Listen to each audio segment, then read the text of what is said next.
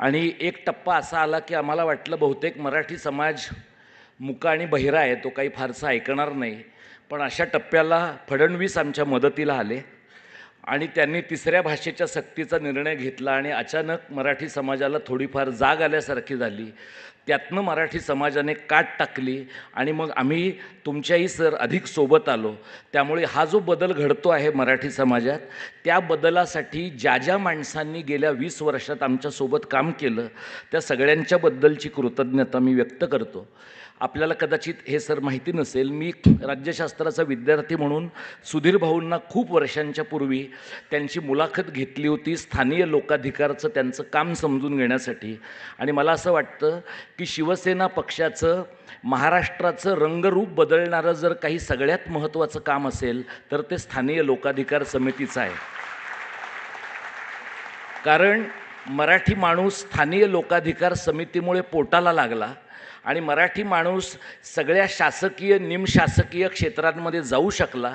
काही लोकांना फक्त बाळासाहेबांनी एअर इंडियाच्या एका अधिकाऱ्याच्या कशी कानफटत दिली एवढंच लक्षात राहतं, पण त्यानंतरच्या काळात सगळ्या एअर इंडियामध्ये आणि सर्व ठिकाणी मराठी माणसं कशी आली हे लोकांच्या लक्षात राहत नाही. मला असं वाटतं की ते एक लक्षात ठेवलं पाहिजे.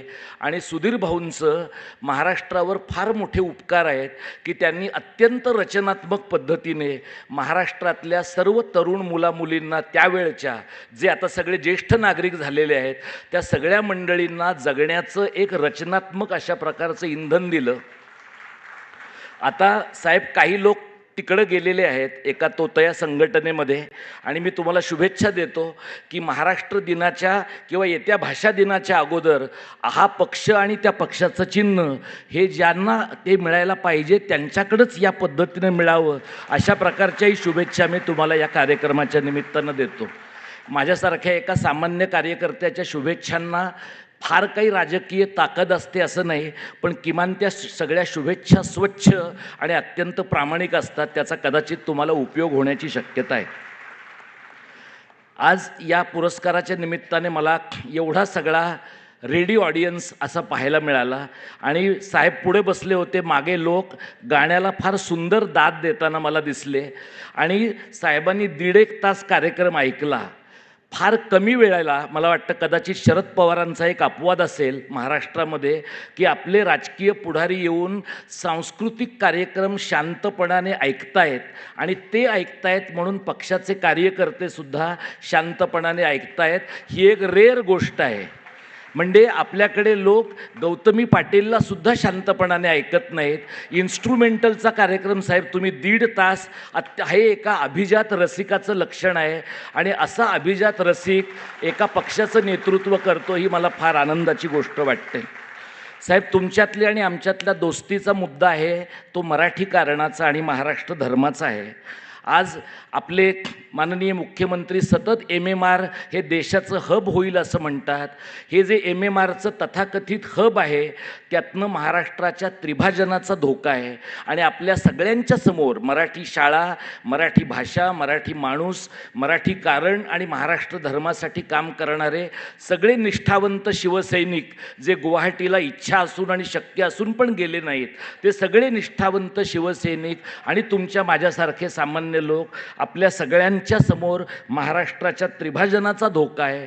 आणि हा त्रिभाजनाचा धोका हिंदी सक्तीतनं आपल्या समोर आला आणि पाताळयंत्री मानसिकतेच्या पाशवी बहुमताच्या मुळे तो आपल्या सगळ्यांच्या समोर आला आहे. आपण सगळ्यांनी त्या धोक्याची फार गांभीर्यानं लक्ष घेतला पाहिजे तो धोका, असं मला वाटतं. आपण साहेब खूप शांतपणाने गेली 10-15 वर्ष या पक्षाचा गाडा हाकलात. आमच्यासारख्या लोकांच्या सोबत पण तुम्ही काम केलं.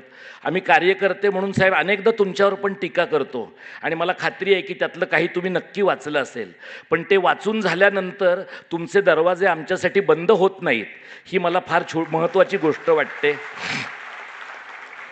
किंवा ते वाचून म्हणजे मी असं गृहीत धरलंय की आम्ही जे करतो ते तुम्ही वाचण्या इतकं महत्त्वाचं आहे. पण समजा तसं नसलं, कोणीतरी तुमच्यापर्यंत ते पोचवलं, तरीसुद्धा त्यानंतर तुम्ही आम्हाला बोलावता आणि चहा पाजता मातोश्रीवर, हे मला वाटतं एका बऱ्या राजकीय पुढाऱ्याचं लक्षण आहे. तुमचा हा चांगुलपणा अशाच प्रकारे राहो अशी मी एक अपेक्षा व्यक्त करतो.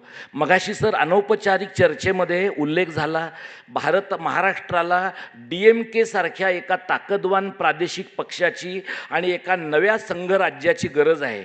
जी मंडळी साहेब 2022 साली लागलेल्या सुजेमुळे निघून गेली, आज आपल्याला खरा महाराष्ट्रावर प्रेम करणारा, मराठी भाषेवर प्रेम करणारा असा नवा माणूस सोबत घेता येण्याची एक शक्यता निर्माण झाली आहे. आणि अशा वेळेला जर तुम्ही आमच्यासारख्या काम करणाऱ्या लोकांना हाक दिलीत, तर मला वाटतं की सर आम्ही तुमच्यासोबत निश्चितपणानं काम करणार आहोत. 2 गोष्टी मी सांगतो साहेब, कदाचित तुम्हाला आवडणार नाही, तुम्हाला माझा रागही येईल, पण तुमचा राग येईल असं गृहीत धरून मी ते वाक्य बोलणार आहे. आम्ही मराठी शाळांच्यासाठी यासाठी काम करतो की मराठी शाळा जर राहिल्या नाहीत तर मराठी भाषा राहणार नाही. मराठी भाषा राहिली नाही तर मराठी माणसं फक्त आडनावाची मराठी माणसं राहतील.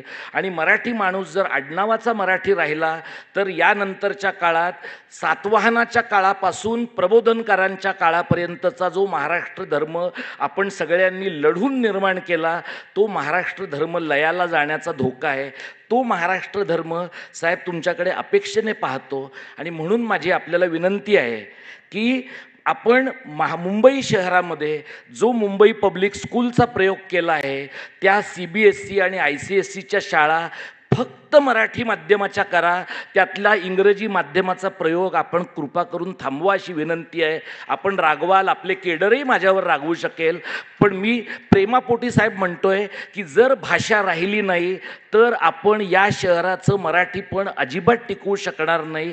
आजच उत्तर भारतीयांनी आणि गुजर मारवाड्यांनी हे राज्य ताब्यात घेण्याची पूर्ण तयारी केली आहे. माझी आपल्याला विनंती आहे की आम्ही तुमच्याकडे आणि राजसाहेबांकडे खूप आशेनं अपेक्षेनं पाहतो. आम्ही नागरी समाजातले चळवळीतले कार्यकर्ते, जे हिंदी हिंदू हिंदुस्तानचं कथन रेशीम बागेतनं सगळ्या महाराष्ट्रात येतं आहे आणि ज्याला राहुल गांधी 2 विकणारे आणि 2 खरेदी करणारे लोक म्हणून ज्याचं कौतुक, ज्याची माहिती देतात, ज्याच्यावर टीका करतात, त्याला उत्तर देण्याची क्षमता फक्त महाराष्ट्र धर्मामध्ये आहे. हा महाराष्ट्र धर्म तुम्हाला आणि मला जोडणारा DNA आहे. या DNAसाठी साहेब काम करण्यासाठी आपण सोबत काम करूया. तुम्ही सगळ्यांनी माझा इथे कौतुक केलं, सत्कार केला. मी मोकळेपणाने बोललो, कारण मोकळेपणाने बोलणं साहेब तुम्हाला आवडतं असं मी गृहीत धरलेलं आहे. तुम्ही नंतर मला खाजगीत रागावलात तरी माझी तक्रार नाही, जाहीरपणाने तुम्ही रागावलात तरी माझी हरकत नाही. पण भाषेपेक्षा, महाराष्ट्रापेक्षा आणि मराठी माणसापेक्षा कुठलाही राग लोभ मोठा नाही अशी माझ्या मनातली भावना आहे. आपण सगळ्यांनी शांतपणाने ऐकून घेतलं. मी आपला मनःपूर्वक आभारी आहे. शिवसैनिक हे माझ्यासारख्या कार्यकर्त्याचं विस्तारित कुटुंब आहे असं मी मानतो. तुमच्या या कुटुंबामध्ये आमच्या YouTube व्हिडिओमुळे, आमच्या कामामुळे तुम्ही आम्हाला सगळ्या कार्यकर्त्यांना आणि आम्हाला मित्रांना जोडून घेतलं. ही मैत्री कायम ठेवूया आणि मराठी म्हणूनच मरत्या क्षणापर्यंत स्वतःची ओळख ठेवूया. धन्यवाद. जय मराठी, जय महाराष्ट्र. धन्यवाद पवारसाहेब. आपण मुंबई विद्यापीठातील राज्यशास्त्र विभागाचे प्राध्यापक आहात. आपल्या कार्यासाठी शुभेच्छा. यानंतर खासदार संजय राऊत साहेब शिवसेना नेते यांचा पुष्पवृष्प देऊन